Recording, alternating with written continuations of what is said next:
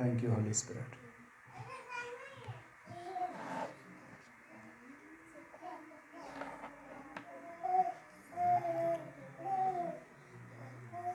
आप मेरे पीछे बोलेंगे, बाप मैं तेरा शुक्र करता हूँ कि आज सुबह मैं तेरे पास हूँ और मैं तेरे पास इसलिए हूँ कि तू ही मेरी ज़िंदगी है और मैं सुनने के लिए तैयार हूँ।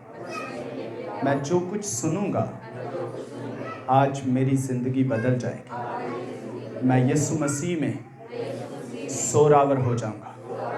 आज की इस इबादत के वसीला से, आज के इस कलाम के वसीला से मैं पावरफुल हो जाऊंगा। मुझ में कुव्वत आएगी। ये मेरी दलेरी का सबब बन जाएगा। ये मेरी सरफराजी का सबब बनेगा और मैं बढ़ूंगा यीशु के नाम से। आमीन। Hallelujah, hallelujah. Thank you Holi spirit.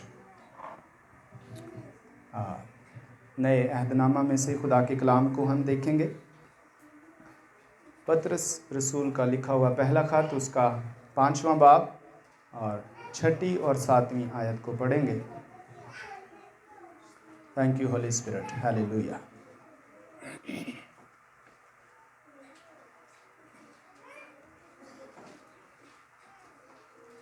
लिखा है, मिल गया सबको? हालेलुया। पतरस का पहला खत 5वां बाब 6 आयत और 7वीं आयत इस तरह लिखा है, बस खुदा के कवी हाथ के नीचे फुर्तनी से रहो ताकि वो तुम्हें वक्त पर सर बुलंद करे और अपनी सारी फिक्र उसी पर डाल दो क्योंकि उसको तुम्हारा ख्याल है। आमीन। हालेलुया। फुर्तनी का अजर आज का टॉपिक है। Thank you Holi spirit. पिछले संडे कितने लोग आए थे? हाँ, वो जो मैंने आपको 5 नवाले दिए थे, क्या आप लोगों ने वो पूरा हफ्ता खाए? जितनों ने वो 5 नवाले खाए हाथ दिखाएं। हाँ,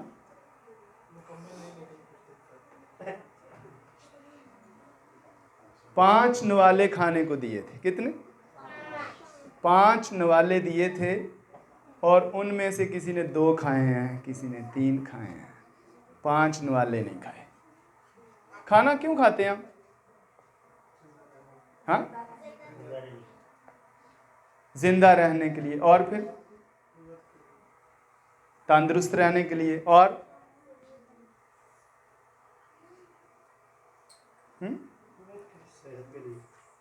सेहत के लिए, हाँ, अपनी भूख मिटाने के लिए। तो वो 5 नवाले मैंने दिए थे और वो 5 नवाले अगर आप खाते रहते हैं तो जिंदगी भर आप सेहतमंद रहेंगे। आमीन। वो 5 नवाले अगर किसी को याद हैं तो कोई बता सकता है वो 5 नवाले क्या थे? हाँ, कोई एक मुझे हाँ, आप बताएं।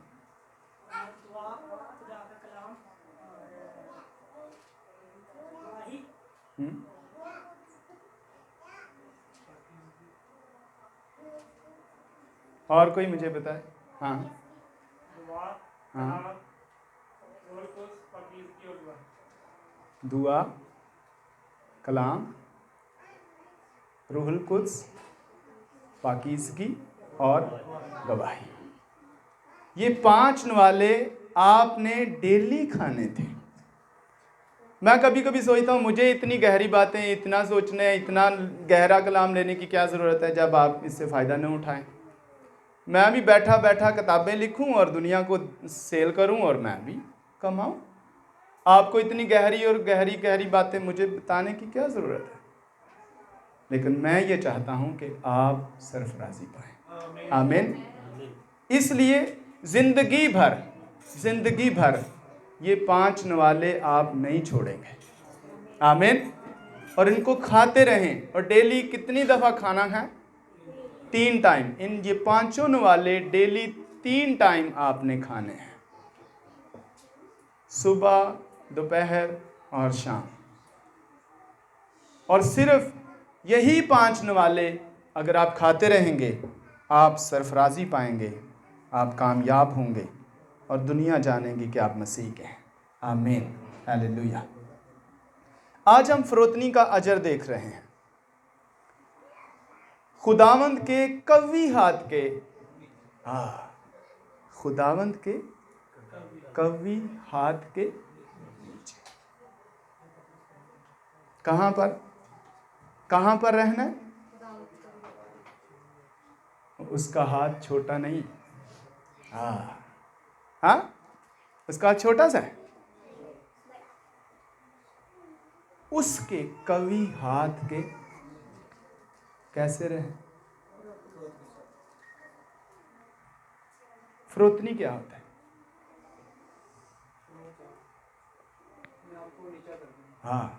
और कोई? फरोतनी लफ्ज जो है, फ्रो और तन, फ्रो तन, फ्रो तन। फ्रो का माना होता है अंडेल देना, खाली करना, गिरा देना, फिनिश कर देना, फ्रो करना। तन अपनी खुदी का इनकार करना। तन अपना बदन, अपना जिस्म। तन, फ्रो तन, फ्रोतन। अगर गिलास के अंदर पानी हो और आप उसको फ्रो कर दें, गिलास भरा हुआ है, पानी है उसके अंदर, आप उसको गिरा दें, इसका मतलब आपने पानी को फ्रो कर दिया, गिरा दिया। क्या उस पानी को जो आपने गिरा दिया दोबारा उसमें डाल सकते हैं इकट्ठा करके? ये है फ्रो करना। किसको? तन को। जिस्मानी नहीं रहना है। जिस्मानी तन क्या होता है? जिस्म होता है, बदन होता है। जिस्मानी नहीं रहना है, फ्रो कर देना जिस्म को, जिस्म की ख्वाहिशों को खत्म कर देना। जिस्म ही नहीं है, ख्वाहिश कहां से आएगी? फ्रो कर देना, फ्रोतन। ये है फ्रोतन बनना। इस हालत में आ जाना कि मैं नहीं हूं।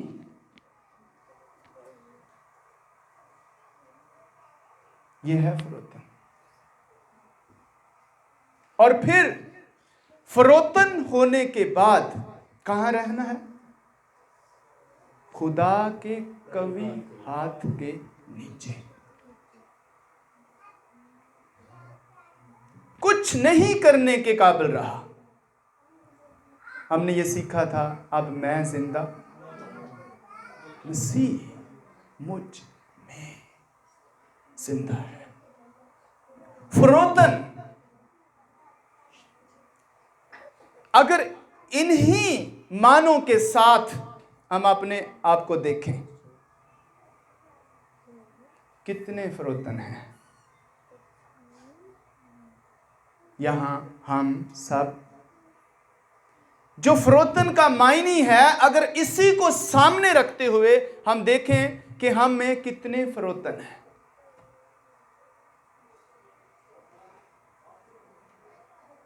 फरोतन होना, फरोतन रहना और कवी हाथ के नीचे ऑल माइटी गॉड, कादरे मुतलिक खुदा के हाथ के नीचे रहना, फरोतन बन के।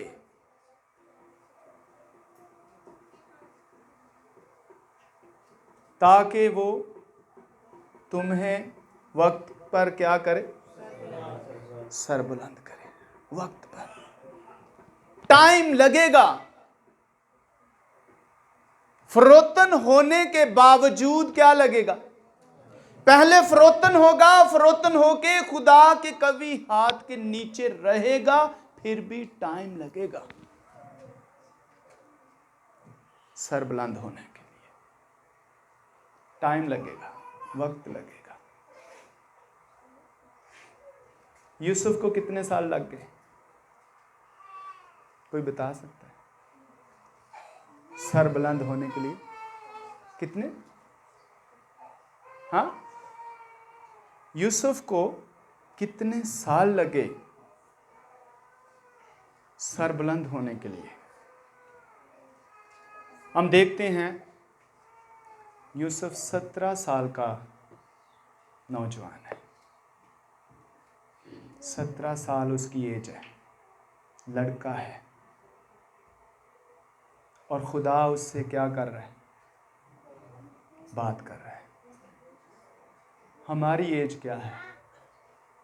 कभी हमसे खुदा ने बात की है?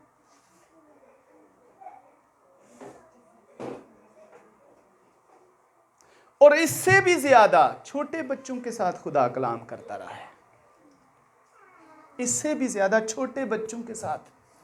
मगर चूंकि हम यूसुफ की स्टोरी को सीखना चाह रहे हैं, यूसुफ को देखना चाह रहे हैं कि उसको खुदा ने कैसे सरबुलंद किया, कैसे उसको बढ़ाया, कैसे उसको सरफराज किया।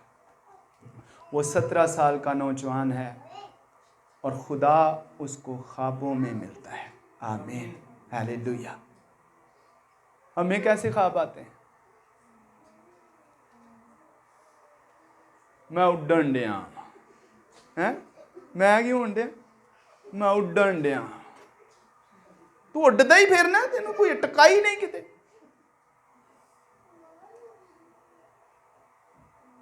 खुदा यूसुफ से बात करता है और वो अपने ख्वाबों को याद रखता है। मेरे से खुदा ने ये बात की है, ये बात की है, ये बात की है, ये बात की है। क्या खुदा ने कभी आपसे ही बात की है? अभी पिछले संडे आपको 5 नवाले दिए हैं, की बात या नहीं? हम याद रखते हैं। हर संडे खुदा हमसे बात करता है, हर संडे, हर संडे, एवरी संडे खुदा हमसे बोलता है, खुदा हमसे बात करता है। यूसुफ को ख्वाबों के जरिए बात करता है, रोया देता है, ख्वाब देता है, ख्वाब देता है, रोया देता है, ख्वाब देता है। वो अपने ख्वाबों को याद रखता है, अपनी रोया को याद रखता है, अपने बाप से शेयर करता है। और उसके भाई उसके खिलाफ है। ਇਹਦੇ ਨਾਲ ही गल्लां करता है, बस साढ़े नाल नहीं करता, उसी के ही साथ करता है, आपके साथ तो नहीं करता। यूसुफ के साथ ही बातें करता है। भाई क्या कह रहे हैं, हमारे साथ नहीं बोलता, नहीं बोलता। वो दुनिया के साथ बात नहीं करता, वो अपने लोगों से बात करता है। आमीन। जो उसके अपने हैं उनसे बात करता है, उनके जरिया से फिर दुनिया के साथ बात करता है। डायरेक्टली दुनिया से बात नहीं करता, अपने बच्चों से बात करता है, फिर उन बच्चों के जरिया से दुनिया से बात करता है।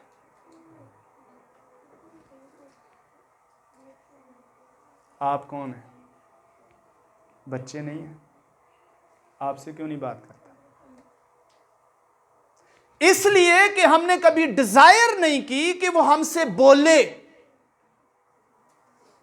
कभी आपने कहा खुदा मैं भी सुनना चाहता हूं? रात को सोने से पहले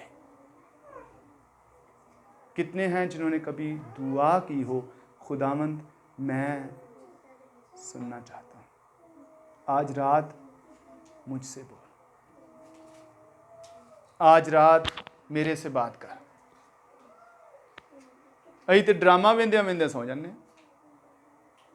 तो रात नूं फिर अगे की आउणा, वही सीन जो तू वेख के सुता है, होर की होना। उसकी डिजायर नहीं कभी की, उसकी ख्वाहिश नहीं कभी की, उसकी तमन्ना नहीं कभी की, उसकी आरज़ू नहीं कभी की, उसको चाहा नहीं है, तो कैसे बात करेगा?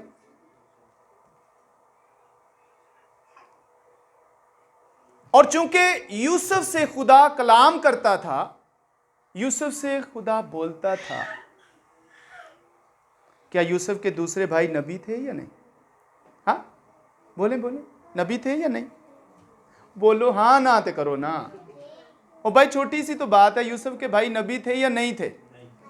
हाँ तो ये लड़ाई ना करे आज आपस में, कोई अंदर है तो कोई अंदर नहीं। यूसुफ के भाई सारे के सारे नबी थे।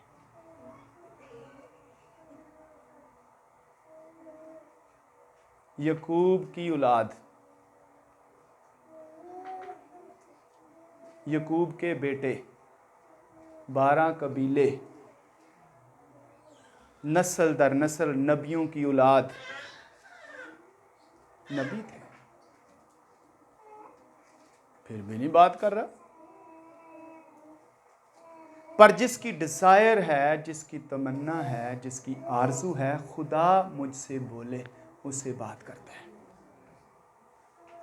मैंने अपनी स्टोरी आपको शायद आपने कभी सुनी हो कि जब मुझे खादम कहते थे, मैं कभी उनके पास प्रेयर के लिए जाता, मेरे लिए प्रेयर करो, मैं पढ़ा लिखा बंदा हूं, मुझे कोई जॉब मिल जाए।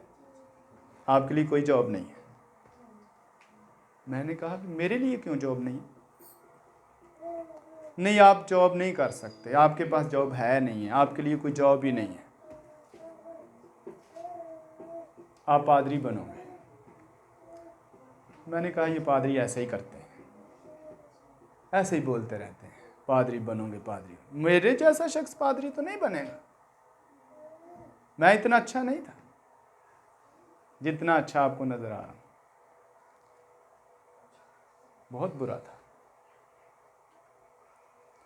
फिर मैंने एक दिन कहा, खुदावन इन पादरियों की मैंने बात नहीं सुननी,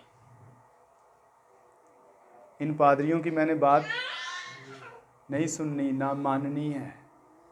अगर तू मुझसे खिदमत लेना चाहता है, खुद ही गल कर, आप भी खुद मुझसे बोल। और मैं रात को ये प्रेयर करके सोया और खुदा ने उसी रात मुझसे बात की, डायरेक्टली मुझसे कलाम किया, मुझसे बोलता रहा। उसने कहा तू कदीम वीरान मकानों को तामीर करेगा,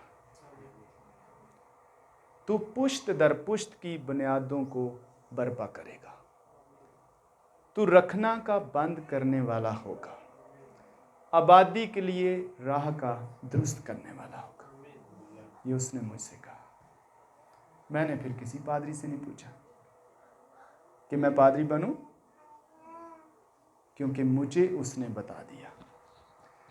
अगर आप डिसायर करें, खुदावंद मुझसे बोल, मुझसे बात कर, तो क्या होगा आपसे। और उस दिन कितने ही आप शादमानी से उठेंगे जिस दिन खुदा आपसे बात करेगा। आप अंदर ही अंदर इतने शादमान होंगे जिस दिन खुदा आपसे बात करेगा। आप अंदर ही अंदर इतने खुश होंगे कि अपनी खुशी बांटना चाहेंगे जिस दिन खुदा आपसे बात करेगा। पर कब करेगा? जब आप उसे कहेंगे कि मुझसे बात कर। यूसुफ से बात करता था, यूसुफ अपने बाप को बताता था और उसका बाप उसकी बातों का अपने दिल में रखता था। उसका बाप समझता था कि ये क्या बात कर रहा है, लेकिन भाई नहीं समझते थे। 17 साल का नौजवान था, बाप ने उसको भेजा, जा तेरे भाई भेड़ बकरियां चराने के लिए गए हैं 2-3 के इलाके में, तो वहाँ जा अपने भाइयों की ज़रा खैर व खैरियत लेके आ, पता करके आ कैसे हैं, क्योंकि वो महीनों महीनों बाहर ही रहते थे, भेड़ बकरियां चराते थे। यूसुफ पीछे गया, पता किया, दूर से ही भाइयों ने आते हुए देखा, ख्वाबों वाला आ रहा है, वो देखो ख्वाबों वाला। सब ने एका किया, सब यूनाइट हो गए सब यूनाइट हो गए, जिससे खुदा कलाम करता था उसके खिलाफ इकट्ठे हो गए। आज आता है, जो कुछ ये हमारे लिए लाया वो रख लेते हैं और इसका काम तमाम कर देते हैं, इसको मार देंगे, फिर देखेंगे इसके ख्वाबों का क्या बनता है। अरे जिस खुदा ने उससे बात की है, जिस खुदा ने उसे बताया कि मैं तुझे बादशाह बनाऊंगा, क्या उसे मरने देगा? हाँ, कहते हैं इसे मार देंगे, फिर देखेंगे इसके ख्वाबों का क्या बनता है। अगर खुदा आपसे बोलता है, बात करता है, दुनिया की कोई कुव्वत, कोई ताकत आपको हाथ नहीं लगा सकती, छू नहीं सकती। जब उनके करीब आया, पास आया,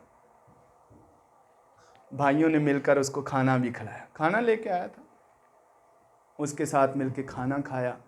खाना खाने के बाद उस पर हमला किया, उसको मारा।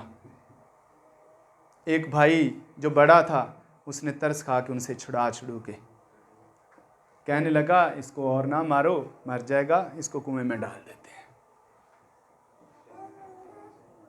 उसकी यह सोच थी कि मैं इसको इसके बाप के पास वापस पहुंचा दूंगा, कुएं से निकाल के भगा दूंगा। उन्होंने मारा, पीटा और कुएं के अंदर फेंक दिया।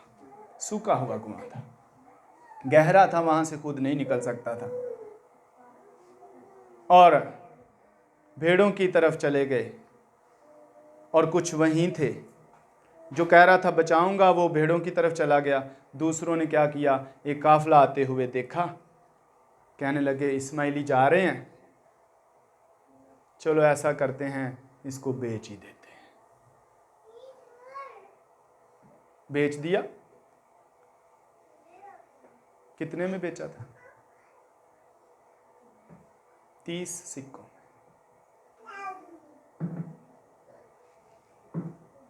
बेच दिया। इस्माइलियों का गुलाम बन गया, जो उसके गुलाम थे उनका गुलाम बन गया। गुलाम थे या नहीं? इस्माइली कौन थे? हाजरा गुलाम थे। गुलामों का भी गुलाम बन गया। किन्होंने बना दिया? अरे भाइयों ने,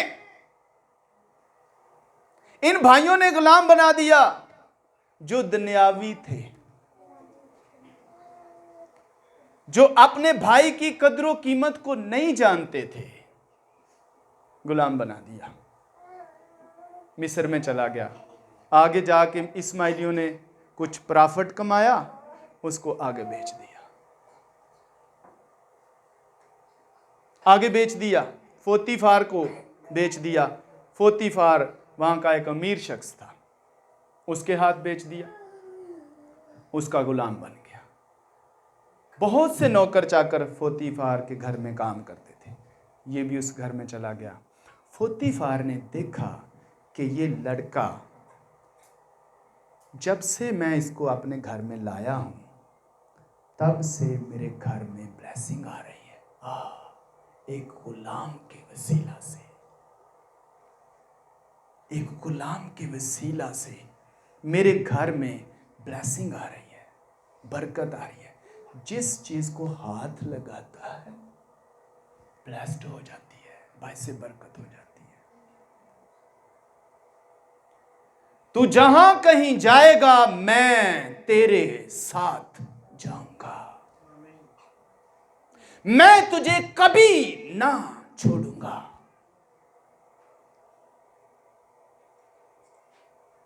गुलाम बन गया, खुदा भी साथ ही है। फिर गुलाम बन गया, खुदा भी साथ ही है। ब्लेस्ड कौन कर रहा है? उसके साथ खुदा था। आपके साथ तो नहीं है? क्या है? हमारे साथ भी है। आमीन, हालेलुया। जिस चीज को हाथ लगाता है ब्लेस्ड होती जाती है, ब्लेस्ड होती जाती है। आखिरकार फोतीफार ने यह देखा और सोचा, क्यों ना हो कि मैं इसी के हैंड ओवर सब कुछ कर दूं, इसी को ही दे देता हूं। उसने उसको बुलाया, यूसुफ से कहा, यूसुफ जो कुछ मेरा है इस सब पर तेरा इख्तियार है, सब कुछ तेरे है, जितने भी नौकर हैं तेरे अंडर हैं। हो सकता है उससे ज्यादा एज में भी नौकर हूं। हाँ, ये तो 17 साल का था, या 18 का हो गया, या 10 साल का हो, या 20 साल का हो गया, या 22 का हो गया होगा। लेकिन क्या इससे पहले भी पोतीफार के नौकर थे? हो सकता है उस घर में और भी नौकर हों, हो सकता है किसी की 40 साल की एज हो, किसी की 35 की हो, किसी की 50 साल की एज हो, 60 साल की एज हो। नौकर तो और भी थे उस घर में। हो सकता है वो ये भी कहते हूं, ये लड़का सा तूने अभी अभी तो इसको लेके आया और हमारे ऊपर इसको हाकिम बना दिया। हो सकता है, लेकिन वो फरोतनी में था। आमीन। वो फरोतन था और वो सारे घर का, सारे बिजनेस का मुख्तार बन गया। उसके हैंड ओवर सब कुछ हो गया, सब कुछ उसके हाथ में दे दिया। पोतीफार सिर्फ रोटी खाता था और बस, उसको किसी चीज का होश नहीं था। उसके पास सिर्फ पोतीफार के हाथ में जो कुछ था वो सिर्फ उसकी बीवी थी, या वो रोटी जो खा लेता था। ये बाइबल में इसी तरह लिखा हुआ है। यूसुफ चूंकि बहुत खूबसूरत था। खूबसूरत का माना किसको आता है? जिसके अंदर खूबियां। हाँ, खूबसूरत का माना खूबियां, नक्शो नगार नहीं होता। हम आंखें देख के, नोज देख के, लिप्स देख के, हम चेहरा देख के कहते हैं बहुत पूरा, बहुत खूबसूरत। इसका माना ये खूबसूरत नहीं है। खूबसूरती का माना है खूबियां रखने वाला। और यूसुफ के लिखा है कि वो हसीन भी था और खूबसूरत भी था। हसीन और खूबसूरत। खुदा ने इंसान को खूबसूरत और अपनी शबी, अपनी सूरत और अपनी शबी, सूरत और शबी, खूबियां और नक्शो नगार दिया। यूसुफ खूबसूरत भी था और हसीन भी था। खुदा की खूबियां उसके अंदर थी। वो सिर्फ दिखता ही अच्छा नहीं था, बल्कि करता भी अच्छा था। हम दिखते कुछ और तरह के और करते कुछ और तरह के। जब किसी को नजर आते हैं कुछ और चेहरा, जब कुछ कर रहे होते हैं कुछ और चेहरा। यूसुफ दिखता भी अच्छा था और जो कुछ करता था वो भी अच्छा था। पसे पुष्ट हमारे कुछ और बातें चल रही होती हैं, चेहरे पे कुछ और बातें चल रही होती हैं, अंदर कुछ और चल रहा होता है। यूसुफ जैसे बाहर से था वैसा ही अंदर से भी था। इतना हसीन, खूबसूरत और हसीन था। एक दिन पोतीफार की बीवी, अब वो मालिक था, वो उसकी मालकन थी, उसकी एज में भी बड़ी थी, उस पे फिरफ्ता हुई और उसके साथ बदी करना चाहती थी। वो घर में किसी चीज के लिए गया, उसने उसका हाथ पकड़ लिया।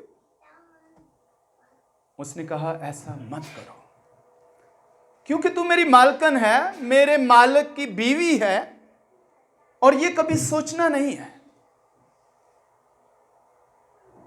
बाइबल में लिखा है हर रोज चंद के वो उस पर सर होती रही, यानी उसको तंग करती रही, उसको इस काम के लिए एग्री करती रही, लेकिन उसने इनकार किया हर दफा। अंदर कौन था?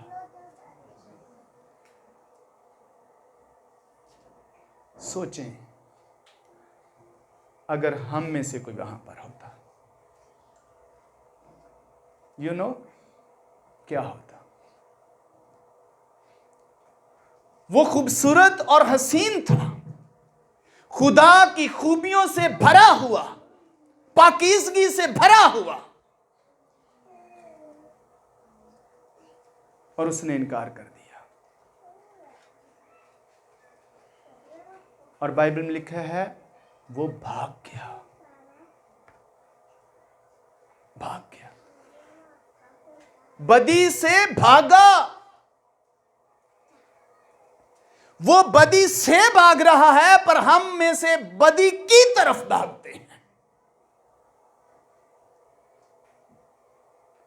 बदी से भागना और बदी की तरफ भागना। वो बदी से भाग रहा है, हम में से बदी की तरफ भागते हैं। भाग गया, यहां तक कि जो उसने उसका कुर्ता पकड़ा हुआ था, उसने इतने जोर से उसका कुर्ता पकड़ा हुआ था कि जब उसने छुड़ाने की कोशिश की तो उसका कुर्ता ही पट गया। कुर्ता उसके हाथ में रह गया, उस औरत के हाथ में। जब उसका मालिक आया तो उसने कहा ये देख, ये देख, ये देख, ये है, बाहर से कुछ और अंदर से कुछ और। कैसी सफाई से अपना चेहरा बयान करती है कि ये जो अबरानी नौकर गुलाम तू खरीद के लाया है, ये मेरे घर में घुस आया और उसने मेरे साथ ऐसा करने की कोशिश की। चेहरा देख रहे हैं उसका कैसा है, अंदर कैसा है। वो मालिक इस बात को तो नहीं समझ सका, इस बात को नहीं जानता था कि यूसुफ ऐसा कर सकता है। वो नहीं जानता था, हालांकि उसको इल्म था कि यूसुफ जिस चीज को हाथ लगाता है वो ब्लेस्ड होती है। पर जब बीवी का मामला आया तो वो विशेष उधर गया। समझ ही नहीं आई, गुस्से में आ गया। आना भी चाहिए था, लेकिन चूंकि वो असलियत को नहीं समझता था, हकीकत को नहीं जानता था, सच्चाई को नहीं जानता था, इसलिए उसने यूसुफ को कोड़े लगाए, मारा, पिटवाया और कैद में डाल दिया। अब तो यूसुफ को बुड़बड़ाना चाहिए था या नहीं? खुदावन तू किधर है, तूने तो मेरे साथ ये कलाम किया था। मैं गुलाम बना और मैं फिर गुलाम बना और मैंने मार खाई और मैंने बदी से बचाव की वजह से मार खाई और मैं कैद में चला गया। मेरे खुदा तू किधर है? तू छोड़ गया है मुझे। हमारे जैसा होता तो क्या करता? खुदा कोई छोड़ ही देता। बहुत दफा हम यहां तक बुड़बड़ाते हैं कि मैं तेरे साथ वफादार रहा। हम बोलते हैं मैं वफादार रहा और खुदा को कहते हैं तू वफादार नहीं है। जब हम ये बोलते हैं मैं तेरे साथ वफादार रहा, तो इसका उल्ट देखें क्या बनेगा, तू वफादार नहीं है।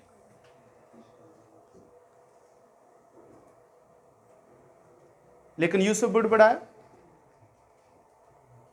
कैद अच्छी जगह थी, वहां चला गया। यूसुफ कैद में गया और खुदा कैद में नहीं गया। नहीं, मैंने नहीं कैद में जाना। खुदा गया कैद, खुदा कैदी बन गया। यूसुफ के साथ खुदा कैद में गया या नहीं गया? कैद हो गया यूसुफ के साथ। मैं हर मुश्किल में तेरे साथ रहूंगा, तेरे साथ।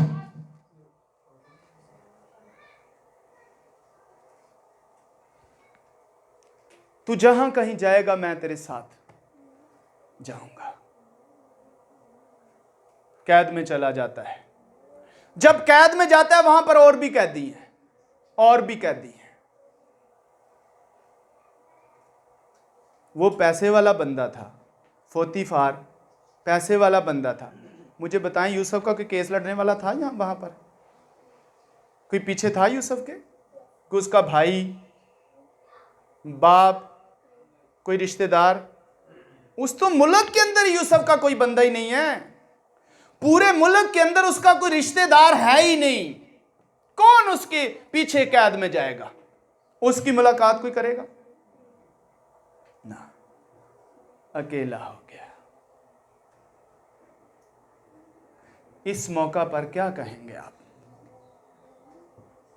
उसको कोई पीछे पूछने वाला नहीं, मुलाकात करने वाला नहीं, मिलने वाला नहीं है, उसके वकील करने वाला नहीं है, उसके पीछे जाकर उसके हाल पूछने वाला नहीं है। वो पीछे पावरफुल बंदा है, अमीर बंदा है, क्या क्या करवाता होगा सुनो। और हो सकता अगर खुदा उसके साथ ना होता तो वो कैद में ही मर जाता। कोई पूछने वाला तो था नहीं, कैद में ही मर जाता।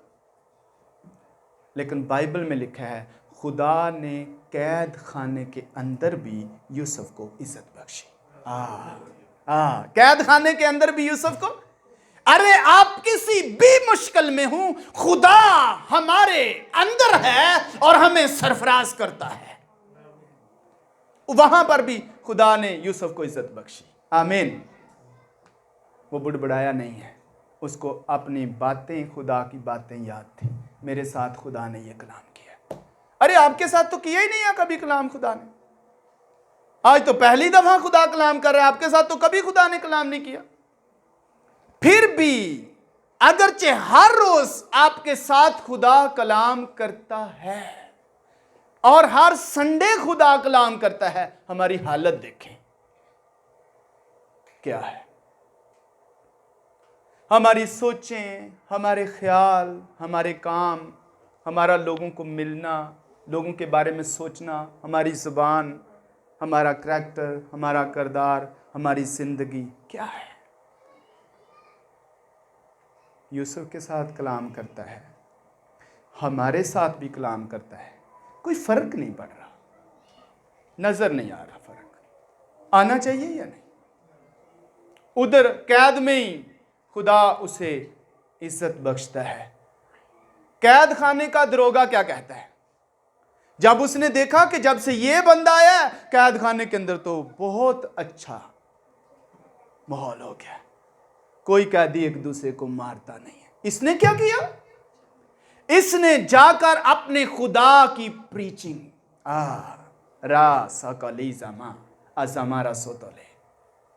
कैद खाने के अंदर जाकर खुदा की प्रीचिंग की। गूंगा हो गया था, बोलता नहीं था कैद खाने में। अगर बोलता था तो फिर क्या बोलता था, क्या कहता होगा? और ये कुछ तो कहता ही होगा ना। क्या अपनी लव स्टोरी सुनाता था? उसकी तो थी ही नहीं लव स्टोरी, तो फिर क्या बोलता था? चूंकि वो खुदा का था, इसलिए कि उसके अंदर खुदा था, इसलिए वो खुदा के बारे में बोलता था, खुदा के बारे में बात करता था। उसके अंदर से खुदा बात करता था, बोलता था। वो तो लड़का था, 25 साल का हो गया होगा, 30 साल का हो गया होगा, हाँ, लेकिन अभी 30 साल का नहीं हुआ। 27 साल का, 28 साल का लगा लें। 27-28 साल का लड़का था, अभी उसकी शादी नहीं हुई थी। अब जो वहां पर कैदी थे उनके जाकर जब ये मिला, वो जो कैदी कैद के अंदर आपस में लड़ाई झगड़ा करते थे और दरोगा उनकी वजह से, इसी वजह से तो दरोगा उनके ऊपर था। कैदियों के ऊपर दरोगा इसलिए होता है कि कैदी आपस में लड़े झगड़े नहीं। और दरोगा ने देखा, बाइबल में देखें ये लिखा हुआ है, दरोगा ने देखा जब से ये आया कैद खाने के अंदर अमन हो गया, अमन का पुजारी आया है, अमन का पुजारी आया है, इत्मीनान का पुजारी आया है, जिंदगी लेके आया है, जिंदगी दे रहा है, जिंदगियों के अंदर जिंदगी आ गई है। वो जो बेचैन थे, अमन उनके अंदर आ गया, इत्मीनान उनके अंदर आ गया। अब लड़ाई ना, झगड़ा ना, सब कैदी इत्मीनान में आ गए।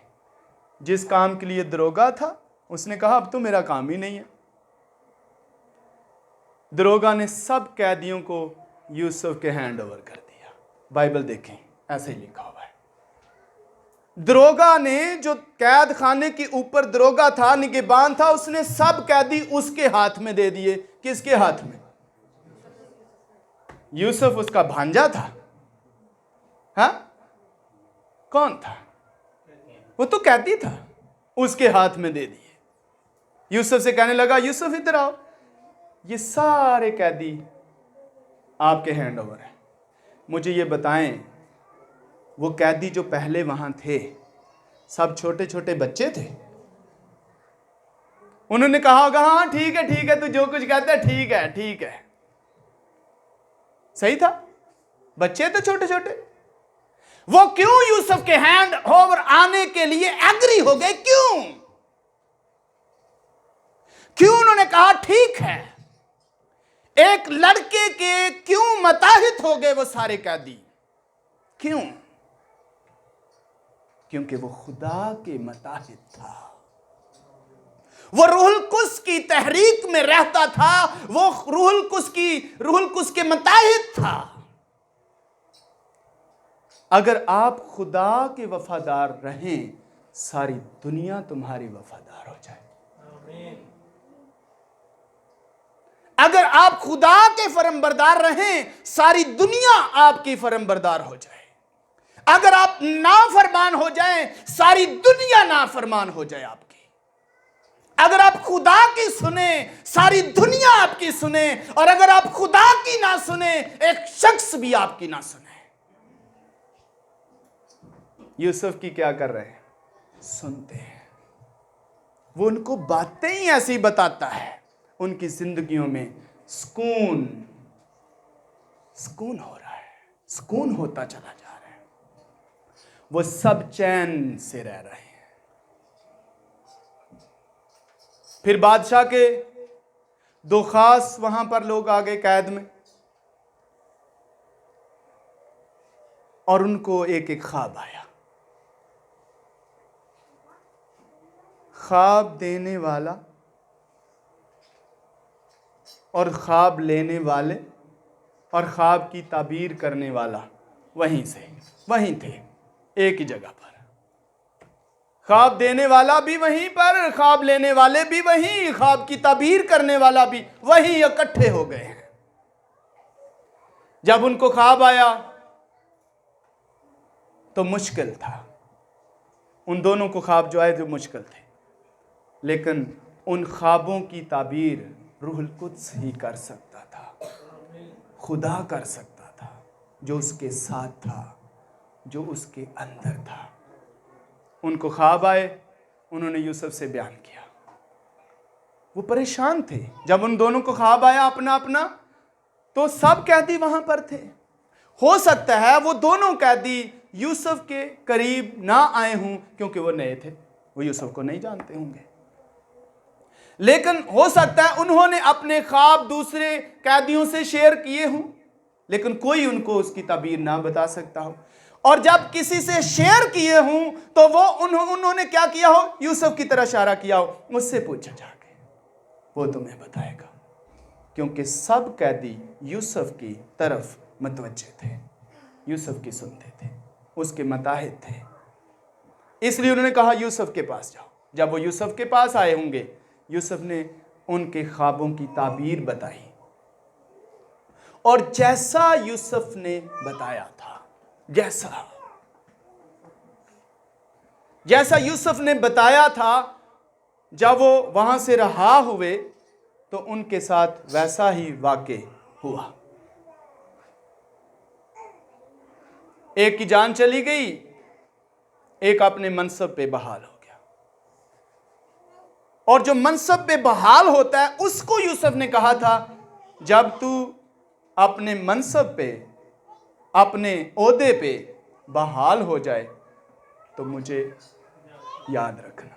अरे कौन याद रखता है? काम निकल गया बस।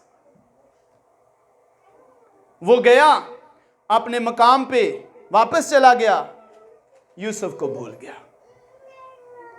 यूसुफ ने कहा, मेरी बादशाह से दरख्वास्त करना कि मुझ पर जो जुल्म हो रहा है ये नाहक है, मैंने कुछ भी ऐसा वैसा नहीं किया। चूंकि तू बादशाह का करीबी है, इसलिए मैं तुझे कहता हूं जाके डायरेक्ट जरा बादशाह से सिफारिश करना कि मैं इस कैद से रहा हो जाऊं, क्योंकि वहां यूसुफ का तो कोई था नहीं। उस शख्स से यूसुफ ने कहा कि बादशाह को जाकर जरा बताना कि मेरे बारे में रिक्वेस्ट करना। उसका काम निकल गया, कैद से निकल गया, यूसुफ ज़हन से निकल गया। जब कोई शख्स किसी मुश्किल से, अगर कोई उसको मुश्किल से निकाल दे, तो उस वक्त तो बथेरे वो उसकी आओ भगत, हाँ ये बंदा बहुत अच्छा है, ये बहुत अच्छा है, ये बहुत अच्छा। जब मुश्किल से निकल जाता है बंदा, वो ज़हन से ही निकल जाता है, पूछता ही नहीं है। 2 साल गुजर गए। कितने?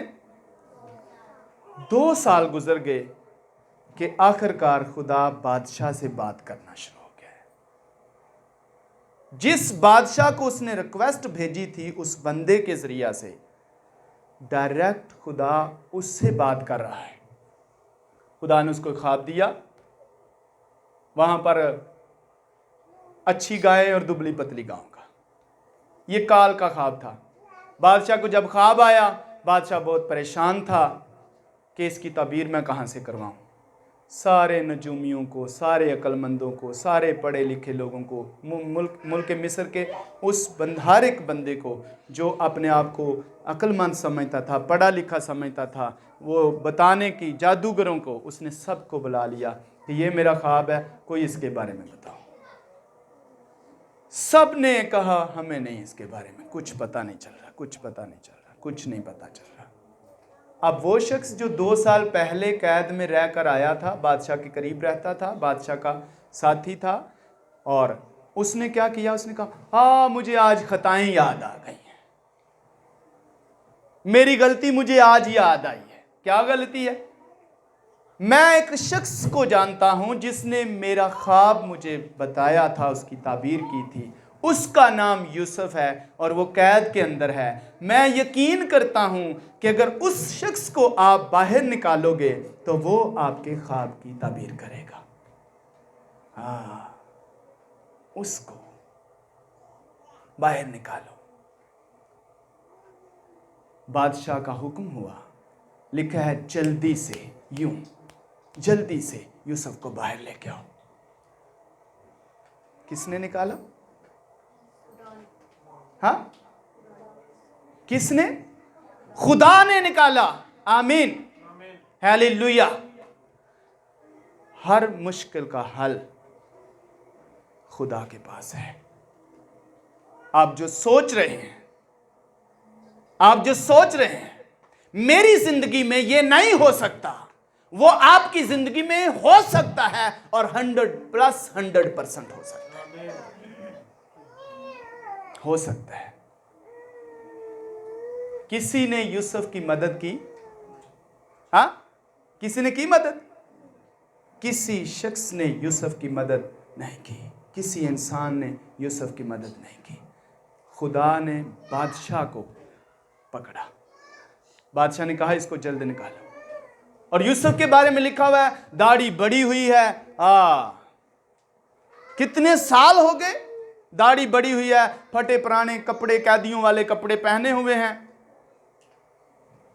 कैद के अंदर है। बाहर निकालो। बाइबल में लिखा है उन्होंने बाहर निकाला, उसकी शेव की, उसके कपड़े चेंज किए, क्योंकि बादशाह के सामने उसको लेके जाना था। बादशाह से अब उसकी मुलाकात होनी है, बादशाह के सामने लेके जाना है।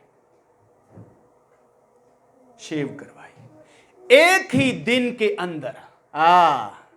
और फिर ऐसा हुआ कि एक ही दिन के अंदर उसको कैद से निकाला। एक कैद से निकलने वाला शख्स एक ही दिन के अंदर, एक कैदी शख्स एक ही दिन के अंदर कैद से निकला और तख्त पर बैठ गया। एक ही दिन के अंदर खुदा के कवी हाथ के नीचे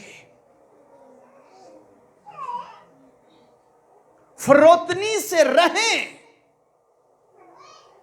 और वो वक्त पर सर बुलंद करेगा। एक ही दिन के अंदर बादशाह, कौन? गुलाम और कैदी, गुलाम और कैदी शख्स, जो गुलाम भी था और कैदी भी था और अजनबी मुल्क के अंदर था, उसका कोई वहां नहीं था, उसको कोई वहां जानता नहीं था, पर कादिर मुतलिक खुदा उसने कैद से निकाला एक ही दिन में और तख्त पर बैठा दिया।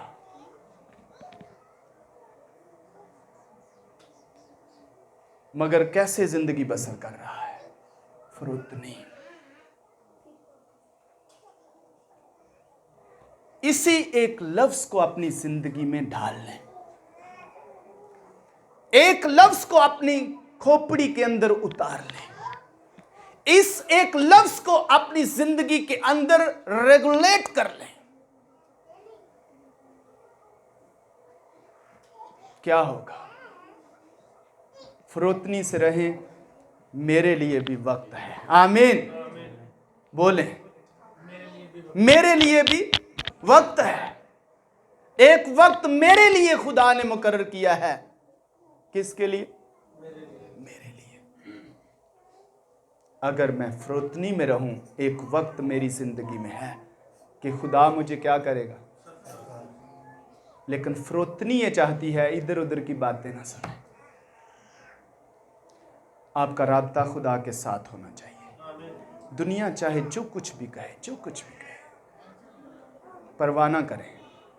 फरोतनी आजिज़ी के साथ खुदा के कवी हाथ के नीचे रहें। एक दिन आएगा आपकी जिंदगी में, खुदा घूरे से उठाता है और तख्त पर बैठा देता है। और एक ही दिन में, आमीन, एक ही दिन में, सुनिए, एक ही दिन में,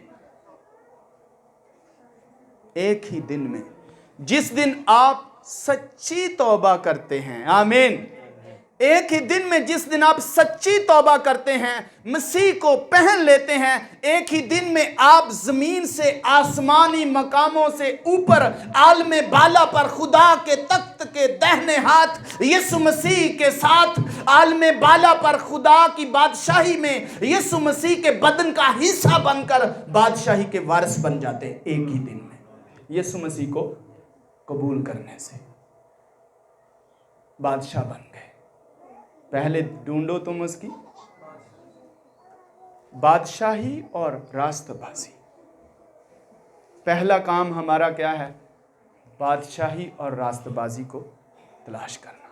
फरोतनी से रहें, यीशु को कबूल करें। एक ही दिन में आप बादशाही के मालिक हैं। आलमे बाला पर खुदा के तख्त के दाहिने हाथ बैठ जाते हैं एक ही दिन में। आमीन। एक दिन मुकर्रर है आपकी सरफराजी का। उस दिन का वेट करें और उस दिन के लिए इंतज़ार करें और उस दिन के लिए फरोतन बने रहें। एक दिन आएगा। और उसके बाद भी यूसुफ क्या बिगड़ गया या फरोतन ही रहा? यूसुफ बादशाह बन गया एक ही दिन में, उसके बाद वो फरोतन ही रहा या फिर उसने कहा बस ठीक है अब तो मैं बादशाह बन गया? कैसा रहा? उसी तरह जिंदगी बसर की। उसके भाई आए, उसने माफ़ कर दिया। आगे भी इस तरह लिखा हुआ है, बहुत कुछ है, लेकिन खुदावंद की शुक्रगुजारी है जो कुछ हमने लिया है। आमीन, हालेलुया। सब बोले आमीन। दोबारा बोलें, फिर बोलें हालेलुया, और बोलें खुदावंद मैं तेरी शुक्रगुजारी करता हूँ तेरे इस कलाम के लिए, तेरे खूबसूरत वादा के लिए। खुदावंद तू मेरे साथ है, चाहे मौत की वादी में से मेरा गुजरा, मैं किसी बला से नहीं डरूंगा। मैं फरोतन रहूंगा, मैं नहीं बुड़बड़ाऊंगा, मैं तेरे साथ चलूंगा क्योंकि तू मेरे साथ है। तेरे आसा से, तेरी लाठी से मुझे तसल्ली है और मैं फरोतन जिंदगी बसर करूंगा यीशु के नाम में। आमीन। सब बोलें, फिर बोलें, दोबारा बोलें hallelujah. Thank you Holi spirit. हम प्रस्तुत करेंगे इसी